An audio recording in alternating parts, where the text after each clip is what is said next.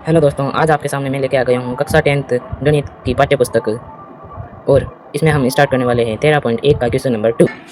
किसी फैक्ट्री के 50 श्रमिकों की दैनिक मजदूरी के निम्नलिखित बंटन पर विचार कीजिए। ये दैनिक मजदूरी दे रखी है, रुपये में दे रखी है और श्रमिकों की संख्या दे रखी है। और एक उपयुक्त विधि का प्रयोग करते हुए इस फैक्ट्री के श्रमिकों की मध्य दैनिक मजदूरी ज्ञात कीजिए। तो एक उपयुक्त विधि सुनकर हम इसका मध्य ज्ञात करेंगे। तो चलिए हमने इस क्वेश्चन को नोटबुक में लिख लिया है और आप भी चाहते हैं तो लिख सकते हैं। ये दैनिक मजदूरी दे रखी है किसमें, रुपयों में, और श्रमिकों की संख्या दे रखी है FI। इसको हम FI से डिनोट करते हैं, 12 14 ऐसे दे रखी है। और हम सिग्मा FI का मानना 50 है, इसलिए इसका योग कर। अब हम यहाँ पे वर्ग चिन्ह निकालेंगे और वर्ग चिन्ह को हम XI से डिनोट करते हैं।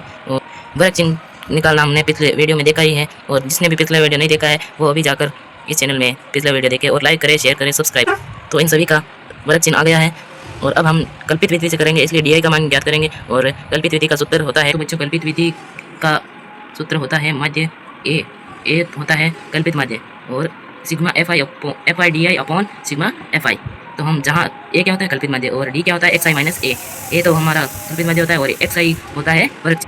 अब हम DI का मान निकालेंगे और DI हमें XI माइनस ए से ज्ञात होता है, XI माइनस 550, क्योंकि हमने ए का मान 550 निकालना होता है, इसलिए अब हम XI माइनस 550 जितनी भी XI है ना वर्ग चिन्ह, इनमें से क्या निकालेंगे, ये वाला 550। तो 510 में से 550 निकाला तो माइनस का 40 आएगा। फिर ऐसे ही बाकी स्टेप में है।